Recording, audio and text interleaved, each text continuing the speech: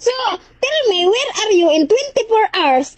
I am calling, I am chatting, I am calling, I am chatting, I am calling, I am chatting, I am calling, I am chatting, I am calling, I am chatting. All my account I use to chat you, to call you. I find your number, how to contact you. I told my friend to contact you in the USA. For what is the happening of you? I think you are dead.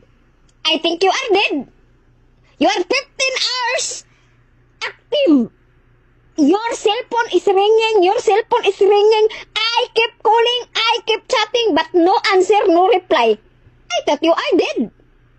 So you don't think what is Angie will be worried of me or Angie? What happened of Angie now?